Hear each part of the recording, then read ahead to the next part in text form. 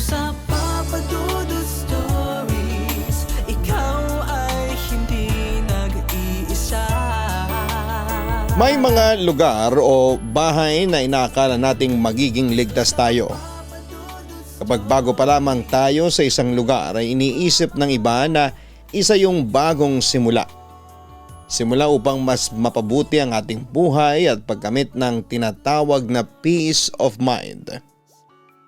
Makakamit mo nga ba ang kapayapaan ng kaisipan kung sa bahay na iyong tinitirhan ay may isang nilalang na tila nais guluhin ng iyong buhay? Dear Papa Dudut, magandang araw po sa inyong lahat. Ang aking ikakwento ay recently lamang nangyari. Early this year lang, kaya naman talagang fresh na fresh pa sa utak ko ang lahat.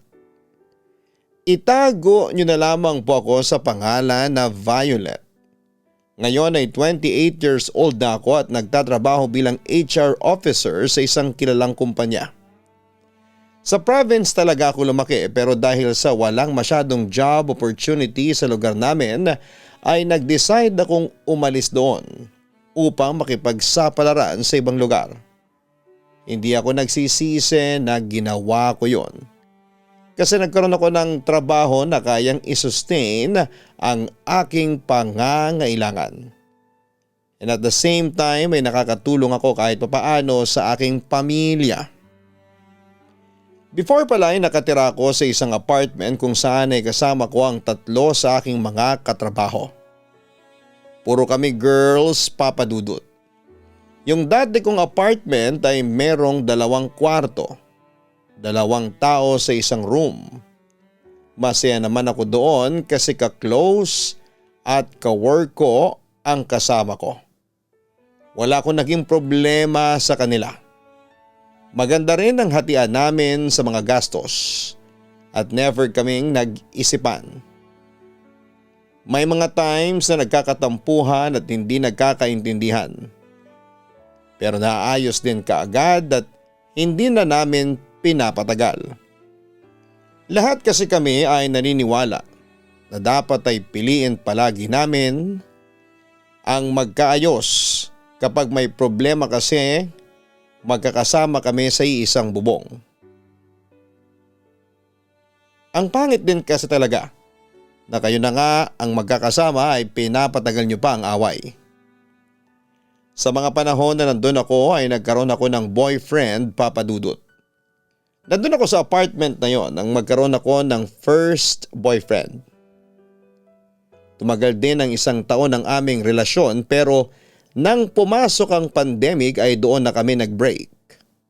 Hindi kasi kami nasanay na hindi nagkikita kahit once a week. Parang parehas na kaming tinamad na makipag-usap sa isa't isa. Parehas kaming nanlamig, and to be honest, wala naman akong iba. At ang sabi niya ay wala rin naman siyang iba. Talagang malala lang ang naging epekto ng pandemic sa aming dalawa, Papa Dudut. To the point na may mga araw na lumilipas na kahit isang chat ay wala kami sa isa't isa. Nasanay na kaming maging ganon.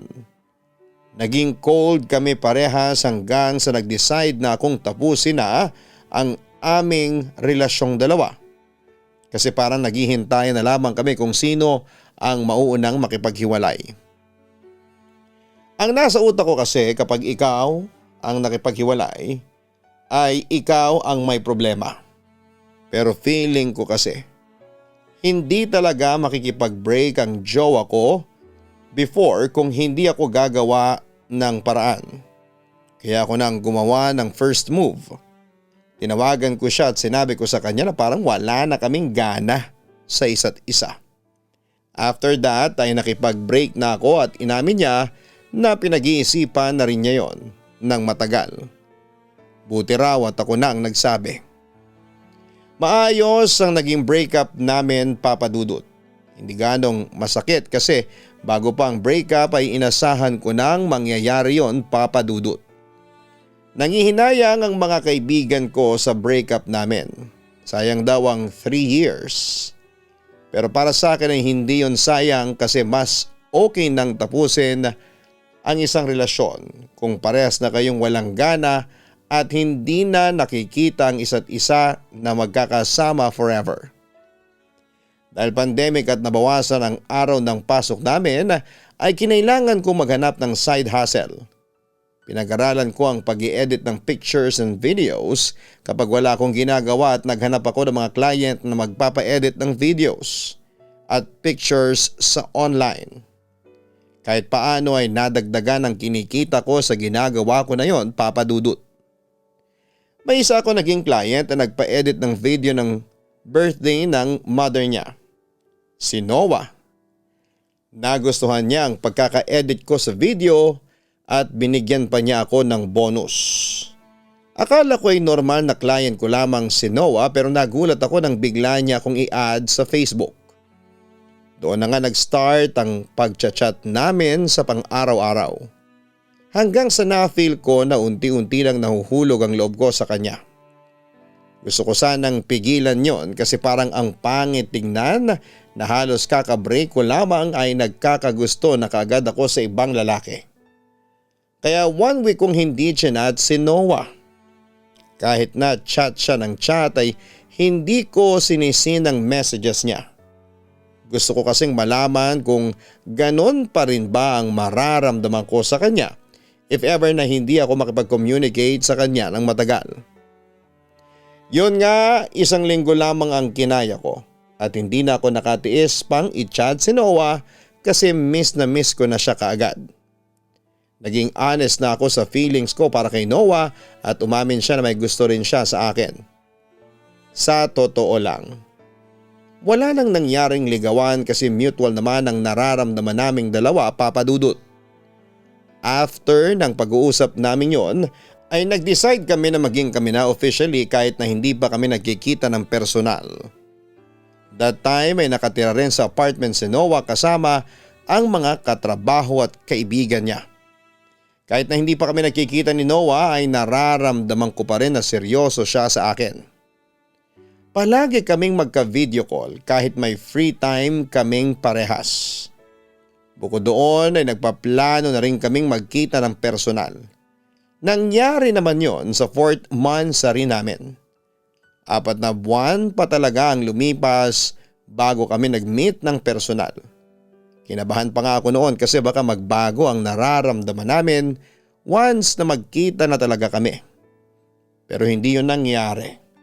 After naming magkita ay nagpatuloy pa rin ang aming relasyon at mas naging masaya kami kasi halos every week ang pagkikita namin. Kumakain lamang kami sa labas at nag-uusap. Mahigit 1 taon kaming ganon, Papa Dudut. Nakasurvive naman kami hanggang sa may i-open sa akin si Noah na 1 beses na magkita kami.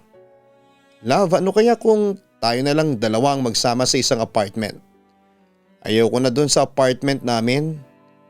Ang ingay ng mga kasama ko. Hindi ako makapagpahinga ng maayos. Kapag pinagsasabihan ko naman, tatawanan lang ako. Akala nila palagi ako nagbibiro, sumbong Noah sa akin. Pwede bang pag-isipan ko muna, love?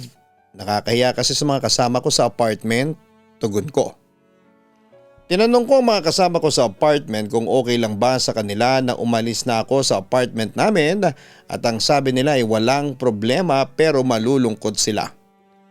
Kung sa tingin ko raw ay time na yon para magkasama na talaga kami ni Noah ay i-push ko na lang daw.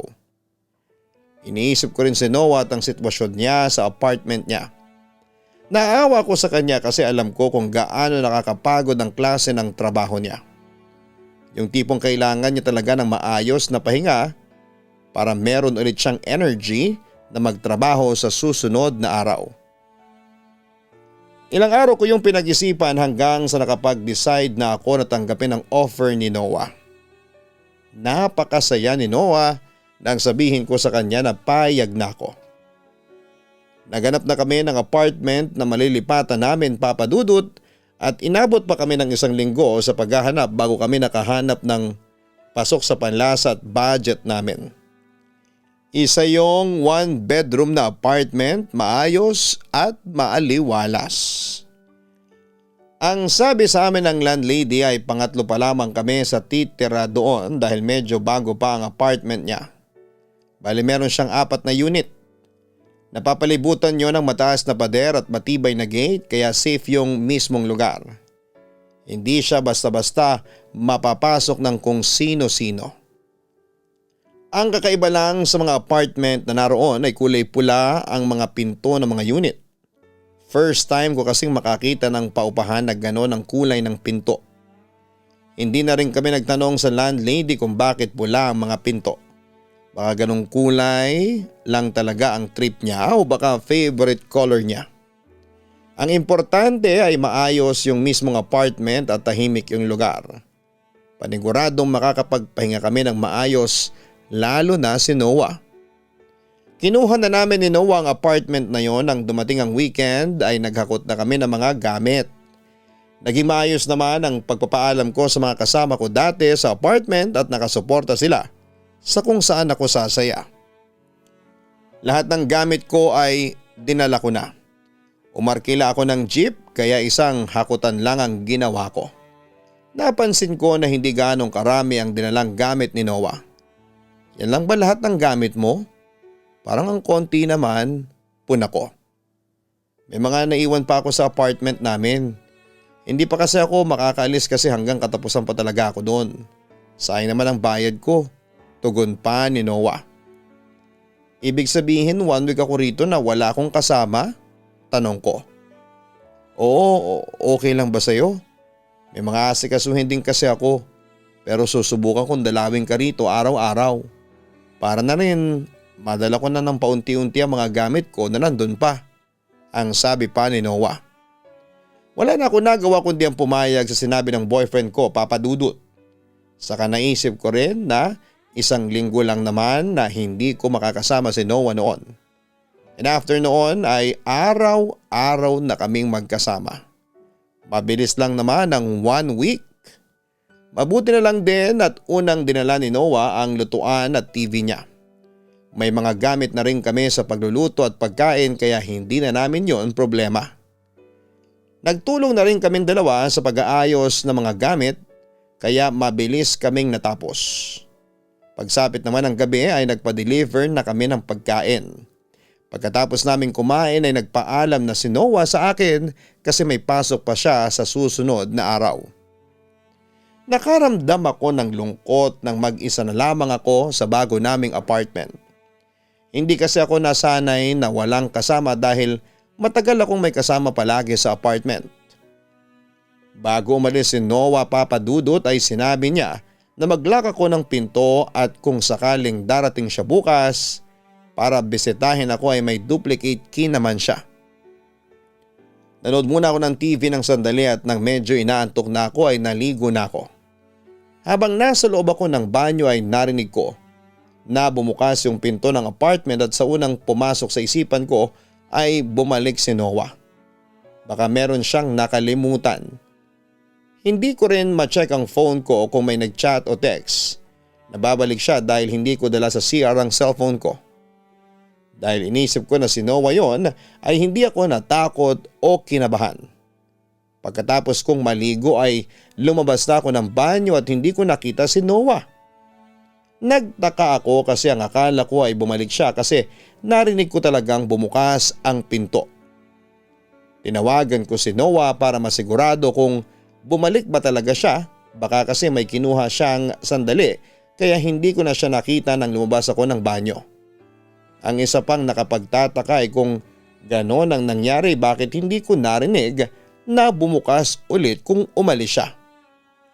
Hello love, namiss mo ba ako kaagad kaya tumawag ka? Ang natatawang sagot ni Noah sa tawag ko. Baliw, may tatanong lang sana ako. Nasaan ka na? Tanong ko. Malapit na ako sa apartment, siguro mga 5 minutes na lang. Sagot niya. Bumalik ka ba rito sa apartment kanina? Tanong ko. Hindi naman, bakit mo na itanong? Ang sabi ni Noah.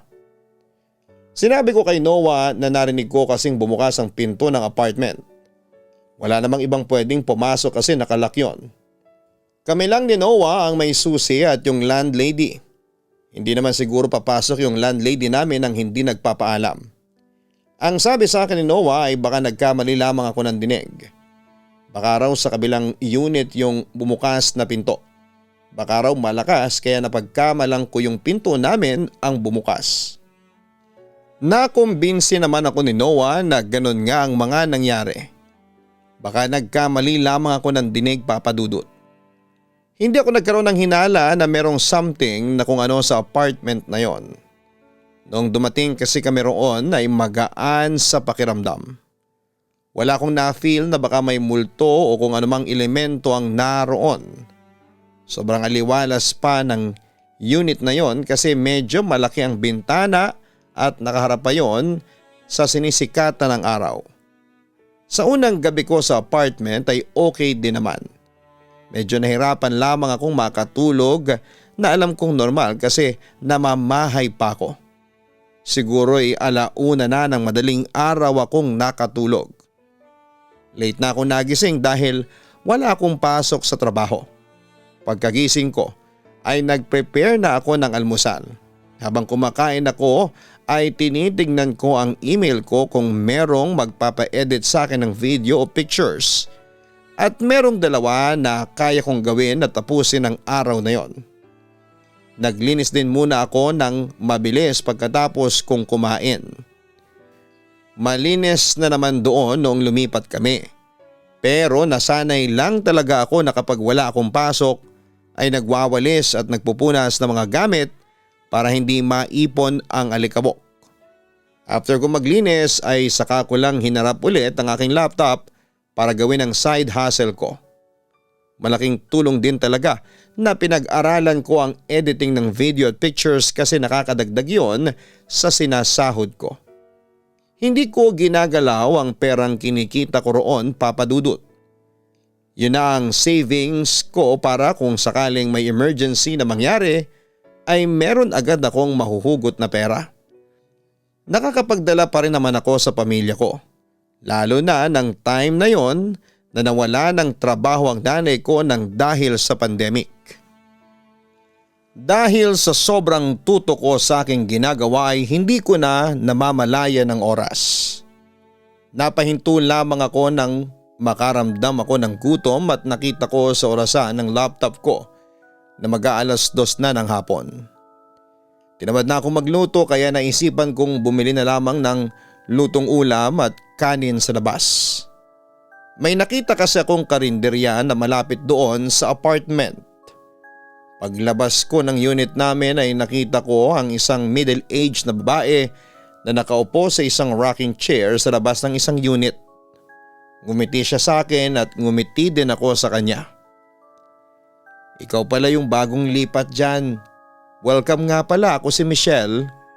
Pwede mo kong tawaging ate o tita. Ikaw na ang bahala. Pagpapakilala niya sa akin. Salamat po ate, ako po si Violet.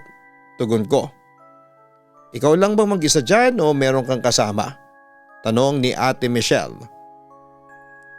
Kasama ko po ang boyfriend ko pero next week pa po ang lipat niya dito dahil meron po siyang mga kailangang asikasuhin. Sagot ko. Mabuti at may kasama ka. Babae ka pa naman. Tura niya. Bakit po, hindi po ba safe dito? Tanong ko. Safe naman pero hindi kasi natin alam ang mga pwedeng mangyari, hindi ba? Ang sabi pa ni Ate Michelle. Dahil nasa labas na ako at nakita ko naman yung pulang pinto ng mga unit doon ay tinanong ko na rin si Ate Michelle kung bakit pula ang mga pinto doon. Ang sabi niya sa akin ay hindi rin niya alam sa landlady namin. Pero sa pagkakaalam daw niya ay proteksyon yon laban sa mga masasamang espiritu ang pulang pinto. Magandang araw yon para hindi kami mapasok ng mga demonyo at masamang espiritu. Napatango na lamang ako sa mga sinabi ni Ate Michelle kasi hindi ko makita ang logic kung paano ang pulang pinto ay proteksyon sa mga ganong klase ng nilalang. Nagpaalam na ako sa kanya kasi nagugutom na talaga ako at kailangan ko ng kumain para magkaroon ako ng energy na balikan ang aking tinatrabaho ng araw na yon. Si Ate Michelle ang naging kaklose ko kaagad sa mga tenant sa apartment na yon, Papa Dudut. Kasama niya ang asawa at isang anak niya sa apartment. Sabi nga niya matanda na siya pero wala pa rin silang sariling bahay. Ang sabi ko naman ay wala namang edad ang pagkakaroon ng sariling bahay at naniniwala ako na magkakaroon din sila ng ganon.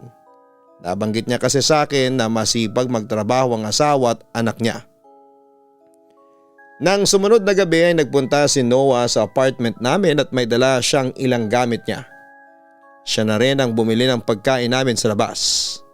Ang sabi niya ay doon siya matutulog. Agahan na lang daw niya ang alis para hindi siya ma-late sa trabaho. May additional kasi na 30 minutes lang ang layo ng apartment na yon sa pinagtatrabahuhan niya, Papa Dudut. Kinumusta niya ako at ang sabi ko ay okay naman. Nabanggit ko rin sa kanya si Ate Michelle at natuwa siya na meron na akong kaibigan sa mga tenant sa apartment na yon. Mas okay daw kasi na maging kaibigan man lang namin ang ibang tenant doon. Dahil sa maagang gigising si Noah kinabukasan ay maaga kaming natulog. Hindi na ako namahay, isang gabi lang talaga ako namahay, Papa Dudut. Naging maayos na ang tulog ko at ganoon din naman si Noah. Nagising na lamang ako sa alarm ng cellphone ni Noah kaya ginising ko na siya. Habang naliligo siya ay nagluluto ako ng almusal naming dalawa. Maya-maya ay nakarinig ako ng malakas na tunog sa banyo na parang may nahulog sa sahig doon na kung ano.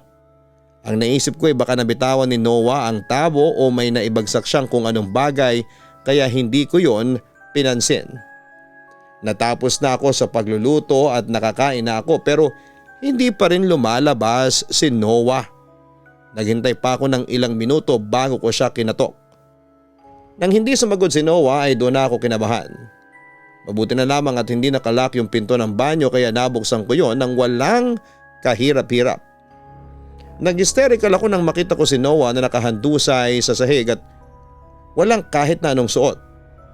Pero naisip ko na baka pinaprank niya lamang ako kaya ginising ko siya at kiniliti sa paa at kilikili. Nang hindi pa rin siya gumagalaw ay doon ko na nakumpirmang may masamang nangyari sa kanya. Bago ako tumawag ng tulong ay kumuha muna ako ng shorts ni Noah at binihisan ko siya noon. Kumatok ako sa unit ni Ate Michelle at sinabi ko na kailangan ko ng tulong. Bakit, anong nangyari? Kinakabahang tanong ni Ate Michelle. Yung boyfriend ko po kasi nawala ng malay sa CR. Umiiyak kong sagot. Mabuti na lamang at naroon ang asawa ni Ate Michelle at may number ito ng malapit na ospital.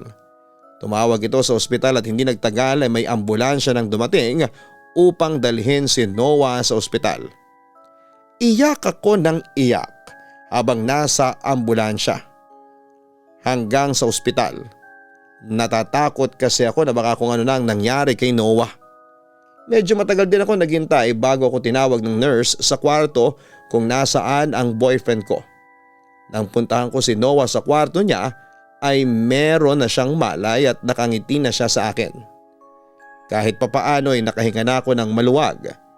Tinanong ko kagad siya kung kumusta na siya at ang sabi niya ay okay na siya. Mabuti raw at hindi nabagok ang ulo niya nang nawalan siya ng malay. Ano ba kasing nangyari? Umiiyak kong tanong kay Noah. Bigla na lang ako nahilo tapos dumilim ang paningin ko. Mamaya ay lalabas na ang resulta ng mga test sa akin. Sana'y walang naging problema. Sagot pa ni Noah. Normal lahat ng test. Dala lang daw marahil ng pagod at stress kaya pinayuhan si Noah na magpahinga muna. Doon ako nakahinga talaga ng maluwag, Papa Dudut. Kinabukasan ay nakalabas na ng ospital si Noah at sa apartment na kami umuwi kasi malayo ang bahay nila. Gusto ko sanang mag-leave ng ilang araw para maalagaan si Noah pero pinigilan niya ako. Huwag ko raw siyang isipin kasi okay na siya. Magpapahinga lang daw siya at makakabawi rin siya kaagad ng lakas. Mabuti na lang talaga at hindi araw-araw na may pasok ako kaya may mga araw na buong araw kong nababantayan si Noah. Na makarecover na si Noah ay tinulungan ko na siyang dalhin lahat ng natitira niyang gamit sa dati niyang apartment. Umarkila na kami ng isang jeep para madala yon ng isahan. Nakabalik na rin si Noah sa pagtatrabaho at sinabihan ko siya na huwag nang mag-OT palagi para hindi na siya napapagod ng sobra. Natatakot na kasi akong maulit yung nawalan siya ng malay. Paano kung maulit yon tapos may malala nang mangyari kagaya ng mabagok ang ulo niya? Paano kung siya lang mag-isa sa apartment at wala ako? Ganon ang mga bagay na tumatakbo sa isipan ko, Papa Dudut. Sa mga nakalipas na araw ay naging okay naman ang lahat. Umabot na kami sa apartment na yon ng isang buwan, yun nga lang, hindi ko alam kung bakit kapag mag-isa ako sa apartment na yon ay may pakaramdam ako na meron akong kasama. Yung feeling na palaging may nakatingin sa akin lalo na kapag meron akong ginagawa sa laptop ko. Hindi ko na lamang yon pinapansin kasi kapag pinansin ko pa ay mawawala ang concentration ko sa mga ginagawa ko. May ideya ko na baka meron ngang multo sa apartment na nalipatan namin, Papa Dudut. Hindi ako matatakutin sa ganon. May nakapagsabi kasi sa akin na kapag pinapansin mo ang mga nagpaparamdam na kaluluwa ay mas lalo silang magpaparamdam sa iyo. Kapag nalaman nila na nakikita o naririnig mo sila ay mas lalo kanilang guguluhin. Kaya ganon ang ginawa ko. Kahit may maramdaman akong kakaiba ay dead man na lamang. Isang araw parehas kaming walang pasok ni Noah. Minsan lang yon mangyari kaya nagkasundo kaming mag-date. Nanood kami ng sine at pagkatapos ay kumain sa isang restaurant. Habang kumakain kaming dalawa ay hindi ko napigilan ang sarili ko na pag-usapan yung tungkol sa apartment namin. Alam mo love, ang sabi ni Ate Michelle, yung pulang pintura ang proteksyon laban sa bad spirits. Baka yun daw ang reason kung bakit pula ang mga pinto sa apartment natin, ang sabi ko kay Noah. Talaga? Hindi ko alam yan ang sabi ni Noah. Hindi ko rin naman alam kung totoo yun nasabi lang sa akin ang sabi ko. Pero kung totoo yun, maganda kasi hindi tayo mapapasok ng bad spirits, ang sabi pa ni Noah. May tatanong din ako sa iyo. Wala ka bang nararamdamang kakaiba sa apartment natin? Tanong ko. Anong ibig mong sabihin sa kakaiba? Tanong din ni Noah. Yung parang may kasama ka kahit na ikaw lang mag-isa. Sa madaling salita ay multo, wika ko. Napansin ko na medyo natigilan si Noah sa sinabi ko. Hindi agad siya nakapagsalita at yung tipong parang may gusto siyang sabihin pero nagdadalawang isip siya. Nanonood ka ba ng mga horror movies? Tanong ni Noah na may kasamang pagtawa. Hindi, saka kailan mo ba ako nakitang nanood ng ganon? Ano nga, wala ka bang nararamdaman? Tanong ko ulit. Sinagot naman ni Noah ang tanong ko at ang sabi niya ay wala siyang nararamdaman na kakaiba. Baka raw kaya ganoon ang nararamdaman ko ay dahil sa bago pa lamang kami sa lugar na yon. Naninibago lamang daw ako. Pero siya naman daw ay madaling mag-adjust kahit bago siya sa isang lugar. Hindi ko naman na-gets ang pinopoint ni Noah dahil noong bago naman ako sa dating apartment na tinitirhan ko ay wala akong na-feel na ganon. Hindi na lamang ako nagsalita at hindi ko na ipinilit pa kay Noah ang feeling ko sa apartment na yon. Feeling ko kasi. Kahit na anong sabihin ko sa kanya ay hindi niya pa rin ako papaniwalaan. Ginaslight ko na lamang ang sarili ko na wala lang yung mga nararamdaman ko na yon. Inisip ko na ako lang din ang kawawa kapag masyado ko yung iniisip. Baka kapag pinagtuunan ko pa yon ng pansin ay hindi na ako magtatrabaho pa ng maayos. May isang beses na mag-isa ako sa apartment, Papa Dudut. Busy ako sa aking laptop. Nasa sala ako noon at bandang hapon yon nangyari. Nang time na yon ay malapit nang umuwi si Noah mula sa trabaho niya. Inihintay ko na lamang talaga siya. Habang abala ko sa ginagawa ko ay narinig ko ang pagpasok ng susi sa keyhole ng pinto. Nakatalikod ako sa may pinto kaya Hindi ko yon nakikita pero kapag ganoon ay tiwala na ako na si Noah ang nagbubukas ng pinto sa apartment. Maya-maya ay narinig ko na ang pagbukas ng pinto at ang paglalakad niya. Medyo nagtaka lamang ako kasi hindi tunog ng sapatos ang narinig ko kundi yung tunog ng naglalakad ng walang sapin sa paa. Naisip ko na baka hinubad muna ni Noah ang sapatos at medyas niya bago pumasok. Baka madumi ang sapatos niya kaya hindi na niya ipinasok sa loob. Love, anong ulam ang gusto mo? Lulutuin na ba natin yung tilapia sa freezer? Last week pa yun eh. Kalmado kong sabi. Naghihintay ako ng sagot ni Noah pero wala akong narinig na sagot mula sa boyfriend ko. Doon ako nagtaka kasi kapag kinakausap ko si Noah ay sumasagot naman siya kaagad. Lumingon na ako at hindi ko nakita si Noah, ang nakita ko ay yung pulang pinto na nakabukas. Bigla akong kinilabutan at kinabahan, Papa Dudut. Hindi rin nakabukas yung pinto ng kwarto o ng banyo kaya sigurado ko na wala pa si Noah sa apartment. Ang unang pumasok sa utak ko ay isarado ang pinto kasi nakabukas yun. Ngunit tatayo pa lamang ako para gawin yun ay bigla na lang sumarado ng sobrang lakas ang pinto. Napasigaw ako sa gulat. Para bang may isang tao na nagsarado ng pinto at pabalibag niyang ginawa yun. Sa takot ko ay lumabas na ako ng apartment at doon ko na hinintay si Noah. Napansin ko rin na wala si Ate Michelle sa katabi naming unit kasi nakasarado ang pinto nila. Palagi kasi yung nakabukas kapag nandun siya o ang asawa at anak niya. Gusto ko sanang doon muna ako kina Ate Michelle pero dahil sa wala sila ay wala akong choice kundi ang doon na lamang ako sa labas ng unit namin. Doon ko sana tatawagan si Noah pero hindi ko ginawa kasi alam kong nasa biyahe na siya pauwi. Natutulog kasi siya sa biyahe bilang pambawi sa maaga niyang pagising sa umaga.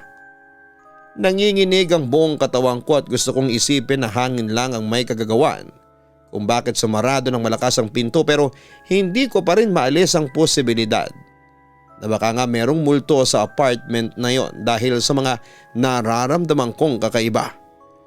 Halos kalahating oras din ako naghintay kay Noah sa labas ng apartment bago siya dumating. Nagtaka pa nga siya nang makita ako doon. Anong ginagawa mo dito sa labas, love? Nagtatakang tanong ni Noah matapos niya akong halikan. Natatakot ako sa loob, love. May nangyari kasi sagot ko. Ano nangyari?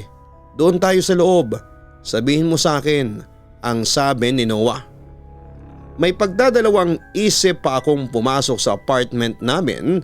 Pero nang mauna nang pumasok si Noah ay sumunod na rin ako sa kanya. Magkatabi kaming umupo sa maliit na sofa habang hawak ni Noah ang pinagpapawisan kong kamay.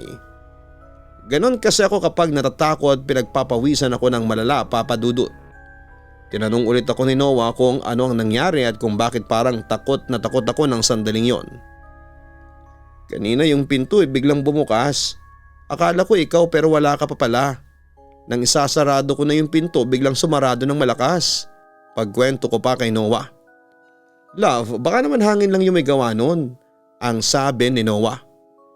Sabihin na nating hangin nga kaya sumarado paano mo i-explain yung bumukas siya ng walang tao? Tanong ko. Baka kasi hindi mo nalock ng maayos.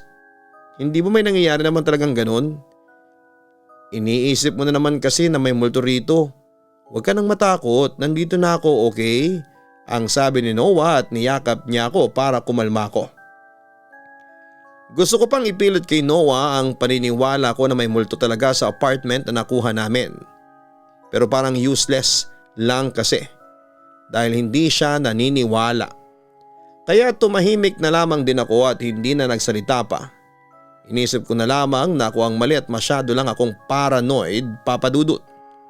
Ayoko na rin pagtalunan pa namin ang bagay na yon at baka mauwi pa sa away o baka isipin din ni Noah na gumagawa ako ng kwento.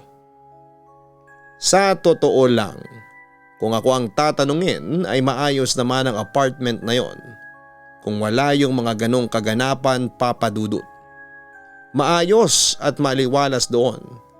Mabait ang landlady at mga ibang tenant lalo na si Ate Michelle at ang asawa at anak niya. Tahimik din kahit umaga. Nakakapagpahinga kami ni Noah ng maayos at payapa kapag wala kaming pasok.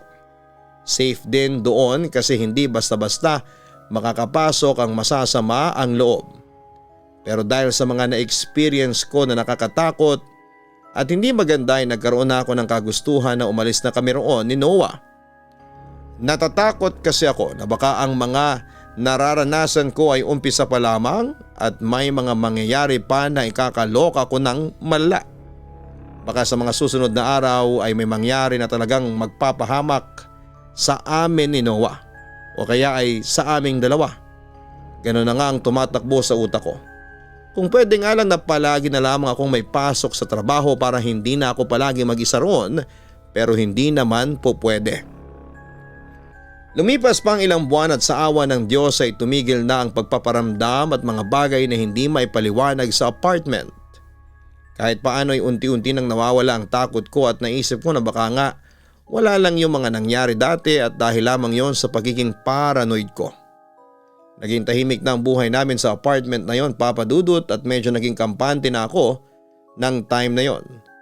Bumalik na rin sa normal ang pasok ko sa trabaho kaya hindi na ako naiwanang mag-isa sa apartment.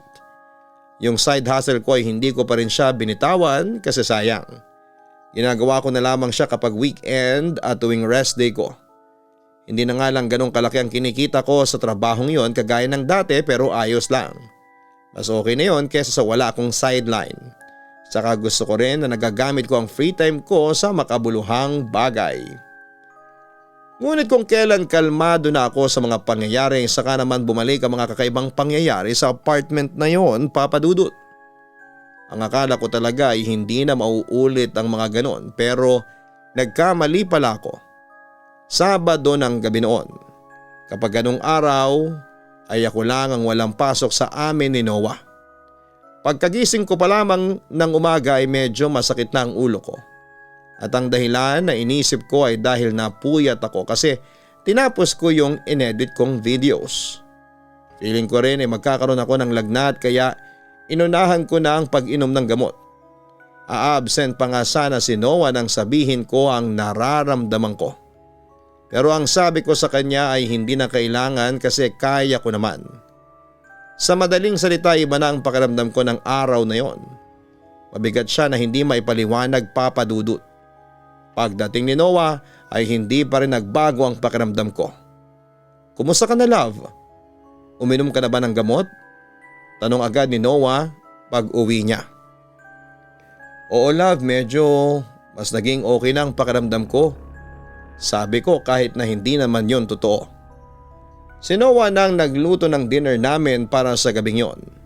Pagkatapos ay kumain na kami. Normal lang ang naging usapan namin, Papa Dudut, at tinanong namin kung kumusta ang araw ng isa't isa. Mga ganong bagay lang. After ng dinner ay sinabi ko na ako na ang maghuhugas ng mga pinagkainan namin kasi si Noah na ang nagluto. Habang naghuhugas ako sa may lababo ay naligo muna si Noah dahil ang lagit daw ng pakiramdam niya. Habang abala ako sa ginagawa ko ay may naramdaman akong yumakap sa likuran ko.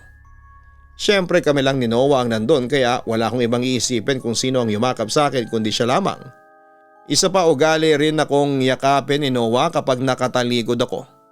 Talagang naramdaman ko yung yakap. Yung mga brasong pumulupot sa bandang bewang ko ay inilapit ako sa katawan niya. Napangiti na lamang ako at maya-maya ay nawala yung yumayakap sa akin. Nasabi ko pa nga sa sarili ko na ang bilis matapos maligo ni Noah. Pero nagulat ako nang marinig kong bumukas ang pinto ng banyo at lumabas si Noah na bagong ligo. Doon ako nakaramdam ng sobrang takot, Papa Dudut. Tinanong ko si Noah kung lumabas ba siya kanina ng banyo at niyakap ako habang nakatalikod at ang sabi niya ay hindi. May yumakap sa akin, akala ko ikaw. Medyo natataranta kong sabi kay Noah. Seryoso ka ba, love? Paano naman mangyayari yun ngayon lang ako lumabas ng CR? Ang sabi pa ni Noah. Hindi ko rin alam basta may yumakap sa akin. Hindi ko ini-imagine yun o kung ano. Love, umalis na kasi tayo dito. Meron talagang multo dito. Ang sabi ko. Hindi agad nakapagsalita si Noah. Nakita ko na naman yung may gusto siyang sabihin pero nagdadalawang isip siya. Hanggang sa nagsalita na siya at may inamin siya sa akin. Ipinalala sa akin ni Noah yung araw na nawalan siya ng malay sa banyo habang naliligo siya. Ang totoo raw, habang naliligo siya ay may napansin siyang dark figure sa isang sulok ng banyo. Nang tingnan niya ay may nakita siyang lalaki na nakatayo at nakatingin sa kanya. Pagkakita raw niya sa nilalang na yon, ay doon na nagsimulang sumakit ang ulo niya hanggang sa nawalan siya ng malay. After daw na mangyari yon ay alam na niya na may kasama kaming nakatira sa apartment na yon.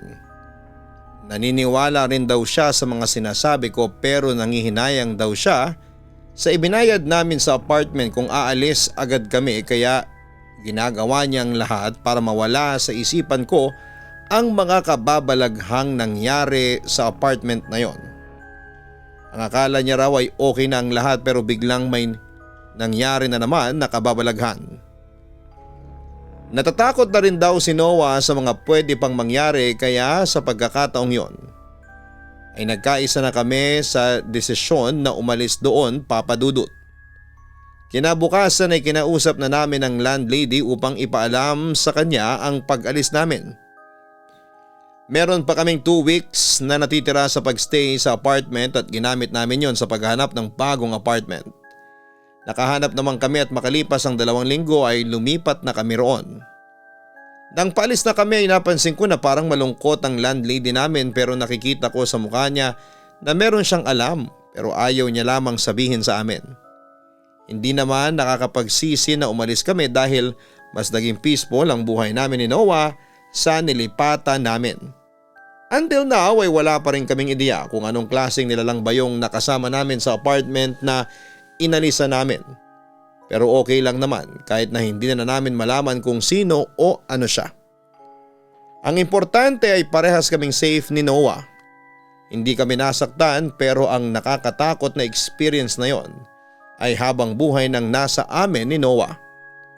Lubos na gumagalang, Violet.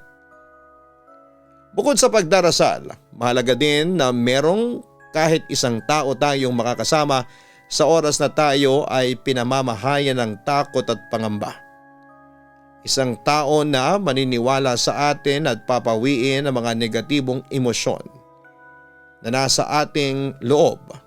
Kumbaga meron tayong moral support.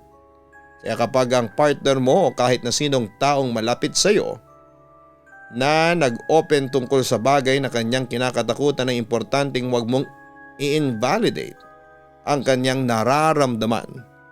Pakinggan mo siya at i-analyze mo ang mga sinasabi niya upang mas maunawaan mo kung bakit siya nakaramdam ng ganon.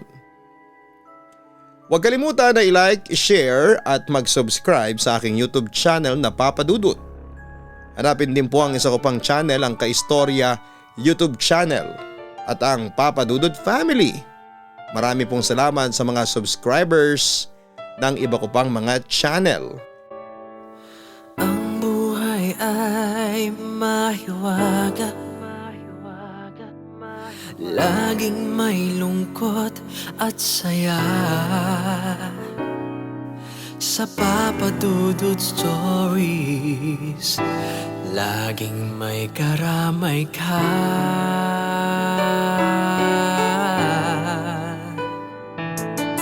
Mga problemang kay bigat, dito ay pakikinggan ka. Sa Papa Dudut Stories, kami ay iyong kasama. Dito sa Papa Dudut Stories, ikaw ay hindi nag-iisa.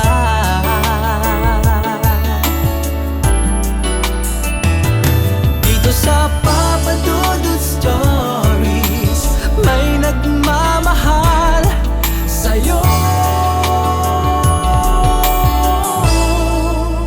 Papa Dudut Stories, Papa Dudut Stories,